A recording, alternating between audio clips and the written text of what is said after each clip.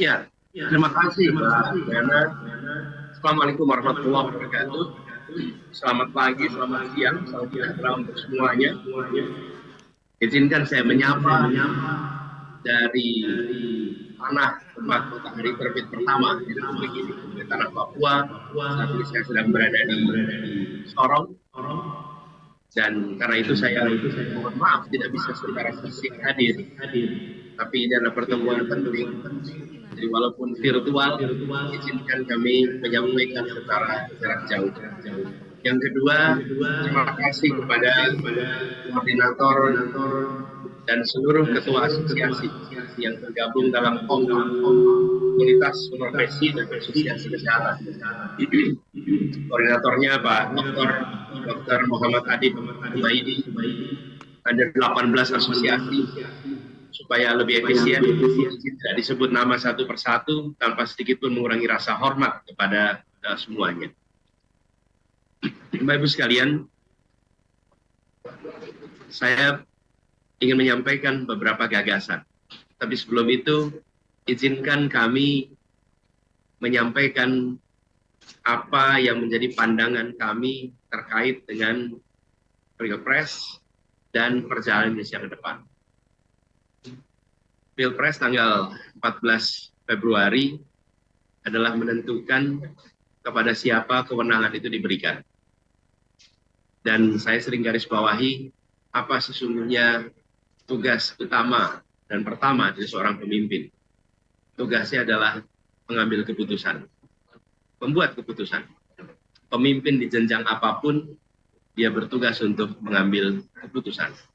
Nah, karena itu, sebelum saya memulai paparan tentang teknis kesehatan, izinkan kami menyampaikan bahwa di dalam mengambil keputusan, kita perlu memiliki rujukan. Karena memang tugas presiden itu ambil keputusan. Kan ini bukan memilih orang untuk dipajang fotonya di sekolah-sekolah. Kalau sekedar pemilihan foto, saya rasa baliho itu cukup, banner itu cukup. Tapi karena ini adalah pemilihan untuk orang mengambil keputusan, maka gagasan, rekam jejak, rekam karya menjadi salah satu faktor yang penting. Nah, terkait dengan pengambilan keputusan, kami melihat ada 4 dimensi yang penting dalam mengambil keputusan yang insya Allah selama saya bertugas di kantor gubernur maupun bertugas di pemerintahan yang lain ataupun ketika saya bertugas di kampus, maka dimensi pertama adalah rasa keadilan, kesetaraan. Keputusan harus mempertimbangkan dan sebisa mungkin memaksimalkan pemenuhan prinsip kesetaraan, prinsip keadilan. Yang kedua adalah prinsip kepentingan umum, kepentingan publik. Kepentingan publik, kepentingan umum itu dimensi yang kedua. Dimensi yang ketiga adalah data, ilmu, objektivitas, akal sehat. Ini adalah dimensi ketiga yang harus digunakan di dalam pengambilan keputusan. Lalu yang keempat adalah regulasi, aturan, konvensi, undang-undang, dan lain-lain. Jadi dari 4 ini, urutannya jangan dibalik. Membuat keputusan itu bukan dimulai dengan regulasi dulu. Karena sering banyak regulasi yang tidak adil. Regulasi yang mungkin tak masuk akal. Regulasi yang mungkin tidak sesuai dengan kondisi objektif. Karena itu memulainya dengan prinsip kesetaraan, kemudian kepentingan publik, kemudian ilmu, pengetahuan, data, informasi, akal sehat, dan regulasi. Nah, inilah cara berpikir, cara bertindak yang selama ini kami gunakan. Karena itu, dalam kesempatan ini kami sampaikan, kami selalu terbuka di dalam proses pengambilan keputusan, bisa dilihat di rekam jejak, selalu kolaboratif. Peristiwa pandemi 2020 adalah peristiwa yang membuat kita semua di dunia pengambilan keputusan dipaparkan pada kondisi siapa yang mempercayai ilmu pengetahuan, siapa yang mempercayai pendekatan keilmuan, pendekatan objektivitas, dan siapa yang tidak menggunakan ilmu, yang tidak menggunakan rujukan ahli dalam mengambil keputusan. Fenomena ini bukan hanya dialami Indonesia, seluruh dunia. Policy maker seluruh dunia dikonfrontasikan dengan kenyataan. Dan kita menemukan banyak pengambil keputusan tidak menggunakan ilmu pengetahuan, tidak menggunakan rujukan para ahli, dan mengambil keputusan dalam kegelapan tanpa rujukan ilmu. Nah, ini yang kami ingin tawarkan kepada semua, bahwa Indonesia ke depan adalah Indonesia yang keputusan-keputusannya diambil dengan 4 prinsip ini. Dan ada keterbukaan, kemauan untuk kolaborasi, mendengar, membahas bersama. Sehingga keputusan yang dibuat adalah keputusan yang melibatkan semua. Partisipasi menjadi kunci. Kenapa kita punya demokrasi? Ya karena kita ingin ada partisipasi yang lengkap. Nah, inilah Bapak sekalian prinsip-prinsip yang saya rasa perlu saya sampaikan di awal. Jadi ketika ada kebijakan-kebijakan yang kemudian selama ini diadopsi dan perlu dilakukan perubahan, ya kita lakukan perubahan. Bila tujuannya adalah memenuhi prinsip-prinsip tadi.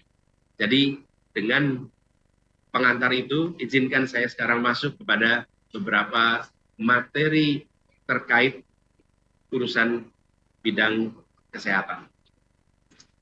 Jadi misi kami adalah membangun akses kesehatan berkualitas. Salah satu jalan menuju Indonesia adil makmur untuk semuanya. Ketika ini dikerjakan, Bapak sekalian, maka kita semua berusaha untuk mengikhtiarkan agar adil makmur itu untuk semua. Kalau boleh ditunjukkan slide pertama atau slide kedua nih kalau di urutannya.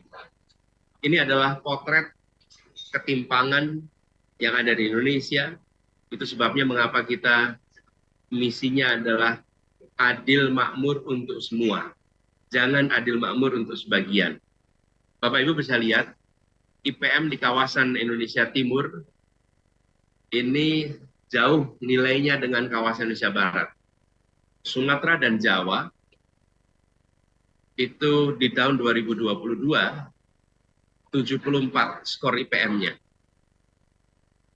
Lalu tahun 2013 Sumatera dan Jawa itu angkanya 69.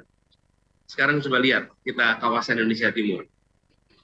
Skornya di tahun 2022 itu 69. Jadi bukan selisih 5 poin yang kita harus perhatikan, selisih 10 tahun. Meraih 5 poin itu 10 tahun. Jadi bila kita tidak seriusi soal ini, padahal IPM itu unsurnya adalah salah satu yang utama, kesehatan selain pendidikan. Jadi dengan potret itu tidak ada pilihan lain bagi kita untuk mempercepat pembangunan manusia di seluruh wilayah Indonesia agar ketertinggalan bisa segera dikoreksi dan maju bersama, jangan maju sebagian. Lalu ketika sampai kepada bidang kesehatan, maka kita akan lihat bahwa 64% dokter, 74% rumah sakit itu berada di Pulau Jawa dan Sumatera. Bahkan ini juga kalau kita cek, menunjukkan 68% rumah tangga di luar Jawa Sumatera merasa kesulitan mengakses rumah sakit. Artinya ketimpangan dan ketidakadilan tidak boleh dibiarkan, ini harus kita koreksi. Bagaimana mengoreksinya? Lihat slide berikutnya. Kita ingin meluruskan paradigma. Paradigma baru yang menghadirkan akses kesehatan berkualitas. Di sini ada beberapa pergeseran dan perubahan yang ingin kita lakukan. Pertama, dari yang fokusnya pada kesehatan kuratif menjadi fokus kesehatan promotif, preventif, dan kuratif.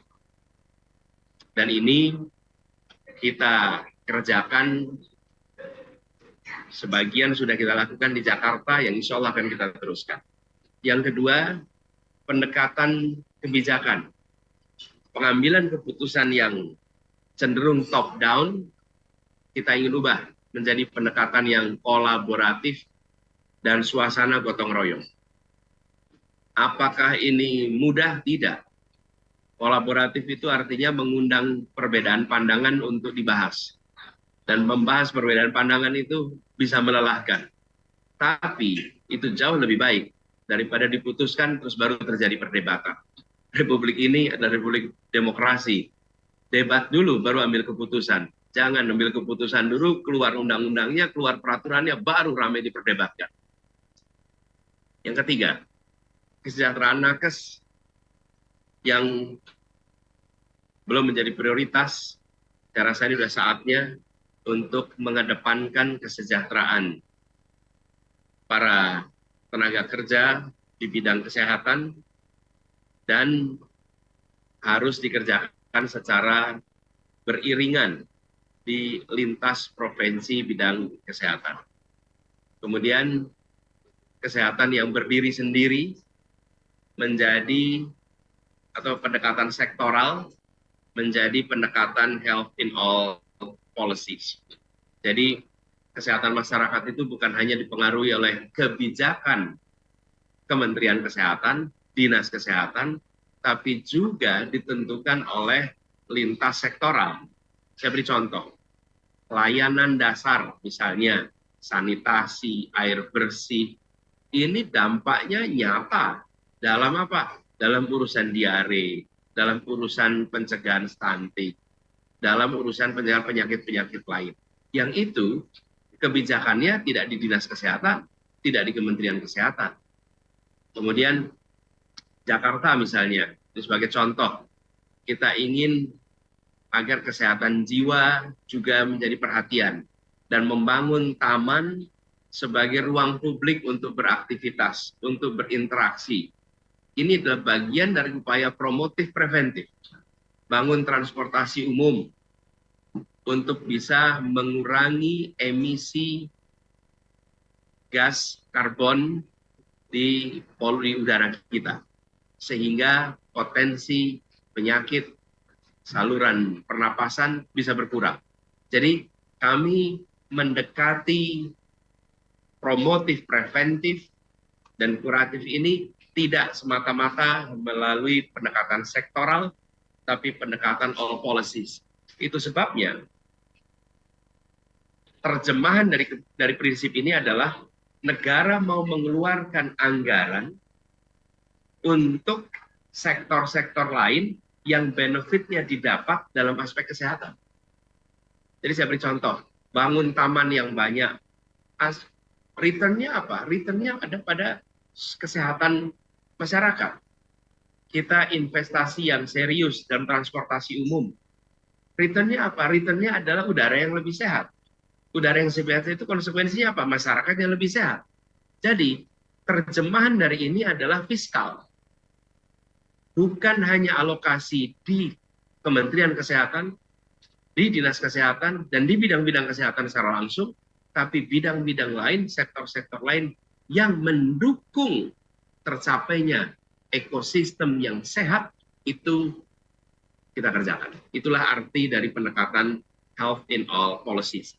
Saya rasa Bapak, Ibu sekalian, para pimpinan dan anggota asosiasi sangat memahami ini. Jadi kalau saya lebih jauh di sini, ini seperti menggarami air laut, seperti berkhotbah pada orang yang sudah beriman. Nah, kemudian apa agenda strategis ke depan? Agenda strategisnya ada beberapa. Pertama adalah penguatan peran puskesmas dan pemberdayaan masyarakat. Kebetulan kemarin saya baru dari Ambon dan Maluku. Salah satu yang kita bahas di sana adalah tentang Johannes Leimena, orang yang menggagas konsep puskesmas yang sampai hari ini kita rasakan.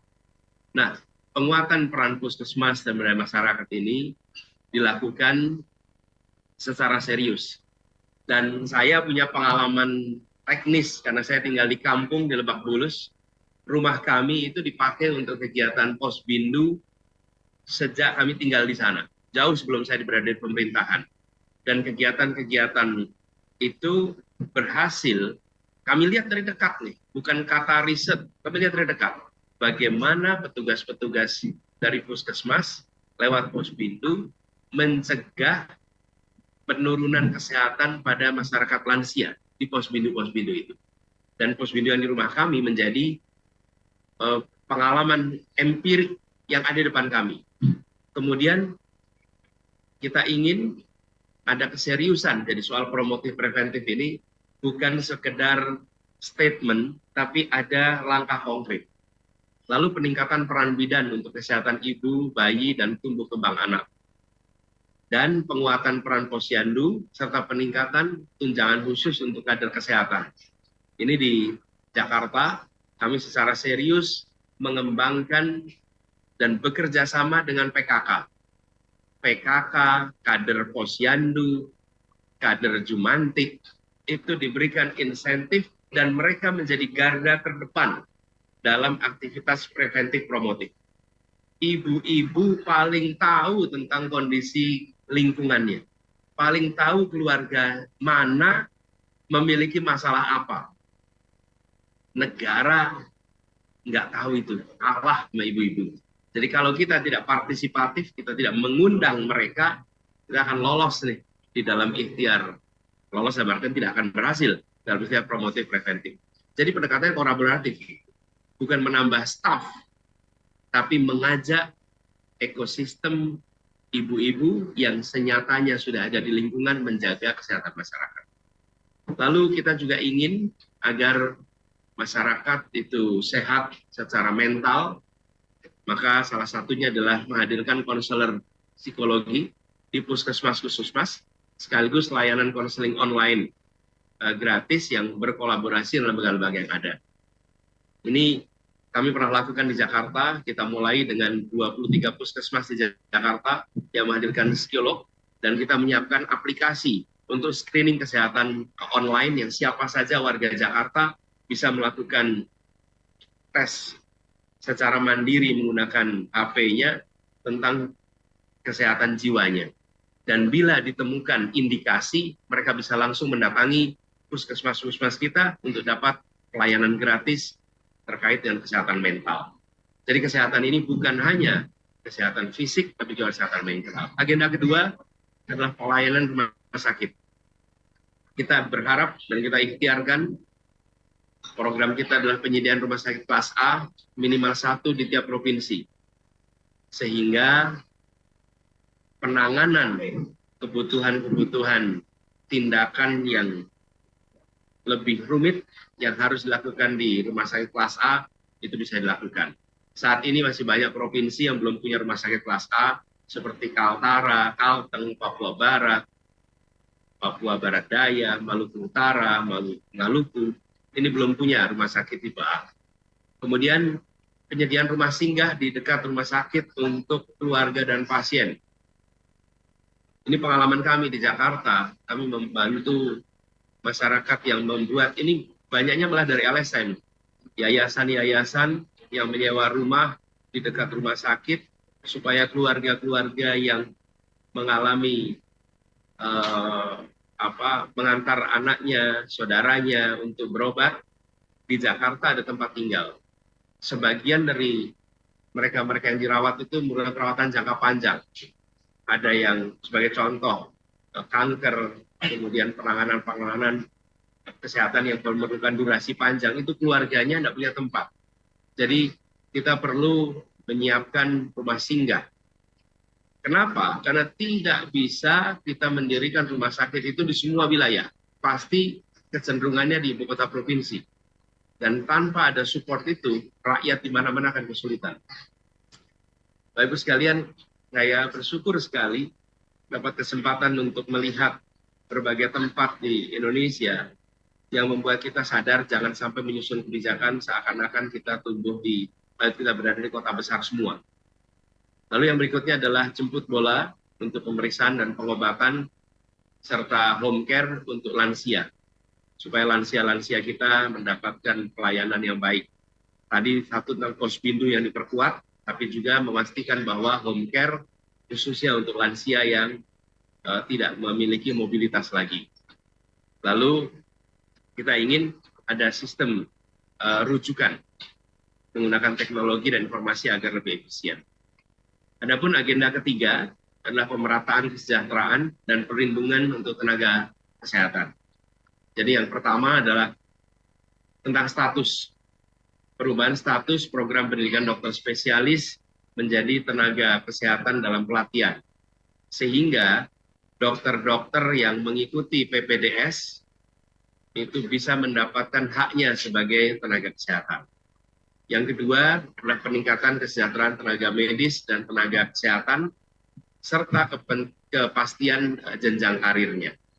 Ini perlu kita susun sama-sama, duduk bersama dengan asosiasi, dan kita ingin agar prinsip meritokrasi itu benar-benar kita terapkan. Jangan sampai promosi berdasarkan koneksi, tapi promosi berdasarkan prestasi. Dan untuk itu harus disusun sama-sama dengan asosiasi, agar alat ukur kinerja adalah alat ukur yang objektif, yang sesuai dengan profesinya. Dan terakhir adalah perlindungan tenaga kesehatan, ini aspeknya apa? Dari tindak kekerasan dan dari kriminalisasi. Lalu yang kelima, slide berikutnya. Keempat, bukan kelima. Yang keempat adalah tentang pembiayaan kesehatan. Ini jaminan kesehatan nasional, kita harus ubah sistem rujukan pelayanan bagi peserta JKN harus lebih mudah, lebih berorientasi pada keselamatan pasien. Saya sekali lagi, keselamatan pasien, karena mereka yang diprioritaskan itu. Yang kedua adalah kita lakukan evaluasi besar-besaran terkait dengan besaran pembayaran fasilitas kesehatan tingkat lanjut, dan juga sistem kapitasi untuk memperkuat pelayanan JKN. Lalu agenda kelima adalah soal kemandirian farmasi dan alat kesehatan. Kita berencana untuk menambah produsen komponen BPO, bahan baku obat, yang berasal dari industri dalam negeri, karena saat ini kita masih bergantung pada impor. Jadi kenyataannya hari ini 90% bahan baku farmasi dan alat kesehatan masih bergantung pada impor, dan kebanyakan bahan bakunya diimpor dari dua negara, dari Tiongkok dan India. Yang kedua adalah menargetkan penurunan bahan baku obat yang diimpor turun 20% per tahun. Jadi harapannya setelah kita jalankan ini 5 tahun, kita akan bisa menggantikan bahan baku obat impor menjadi bahan baku obat dalam negeri. Selama itu bisa kita segerakan disiap di dalam negeri. Kemudian agenda ke-6 adalah pengandalian penyakit dan ketahanan kesehatan. Ini belajar dari pengalaman kita menghadapi pandemi COVID. Pada waktu itu, kalau kami di Jakarta saling belajar dengan wali kota dan gubernur negara-negara yang sudah mengalami COVID lebih dahulu, dengan wali kota Seoul, wali kota Teheran, wali kota Milan, wali kota negara-negara yang pada waktu itu kenal lebih dulu dari kita. Dan pembelajaran dari wali kota itu membuat kami di Jakarta mendapatkan bekal bagaimana merespon ketika COVID sudah mulai jalan. Nah, keterbukaan ini membuat kita semua sadar bahwa kita harus segera melakukan penguatan sistem surveillance nasional dengan melalui data dan sistem informasi yang terintegrasi. Yang kedua, kita harus meningkatkan kapasitas dan kualitas laboratorium kita. Yang ketiga, kita harus melakukan pengayaan respon pandemi bagi nakes dan kader lapangan. Ini kaitannya dengan tracing dan treatment. Jadi pelajaran penting dari pandemi kemarin harus segera menjadi kebijakan antisipasi peristiwa ini berulang. Nah, dengan itu semua, Bapak sekalian, kami berharap sekali kerja bersama dengan Bapak Ibu di asosiasi bisa kita tingkatkan. Saya ingin sampaikan terima kasih pada semua yang terlibat di organisasi profesi dan asosiasi yang hari ini bergabung kompak, karena telah menjadi mitra selama ini dalam menyusun, dalam mengambil kebijakan yang punya dampak yang besar bagi masyarakat. Apalagi saya ingat di masa-masa awal krisis, kami undang ahli-ahli kesehatan, masyarakat, menjelaskan, memaparkan, dan itu yang kemudian menjadi pedoman dalam kami bertindak. Karena itu kami ke depan berharap untuk bisa terus berkolaborasi, berjalan seiring, termasuk dalam review hal-hal apa saja yang harus kita lakukan perubahan. Dan kita menyadari bahwa bangsa ini bersyukur garda terdepan memberikan pelayanan kesehatan ada pada Bapak Ibu sekalian. Dan kami berharap bisa mendukung peran Bapak Ibu yang berada di garda terdepan agar bisa menjalankan tugasnya dengan optimal. Dan kami juga berharap bisa melakukan diskusi, pembahasan untuk proses advokasi kesejahteraan tenaga kerja di bidang kesehatan sebagai bagian dari tanggung jawab moral kita.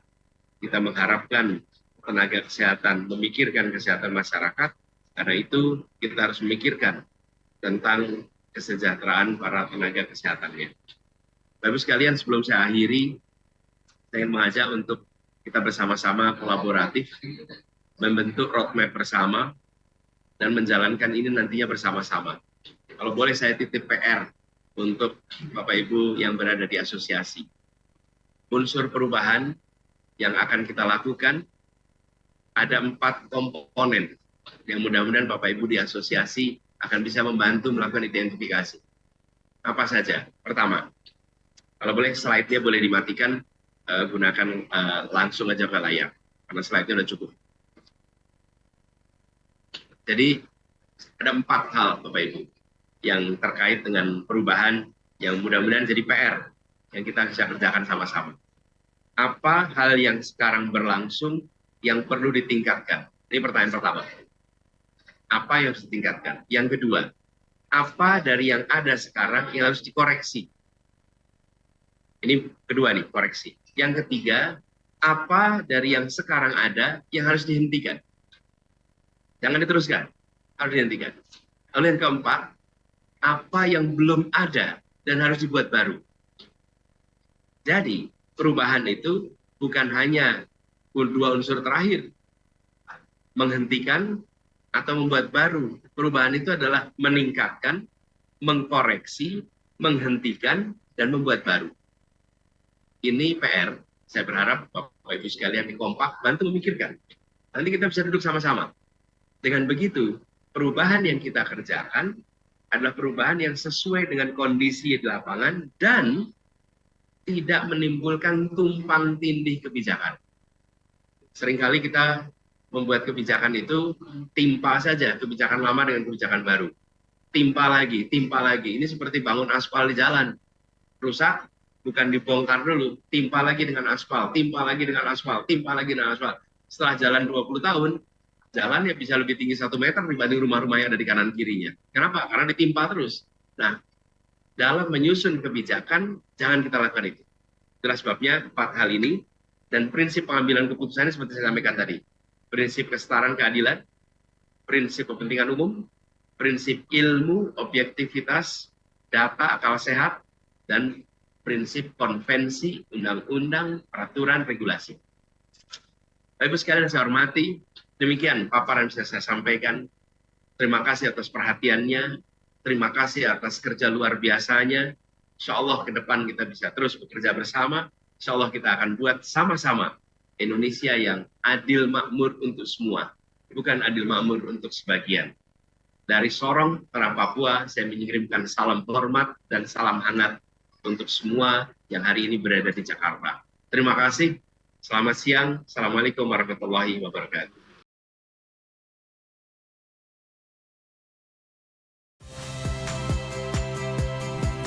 Saya Yasir Neneama. Saksikan program-program Kompas TV melalui siaran digital, pay TV, dan media streaming lainnya.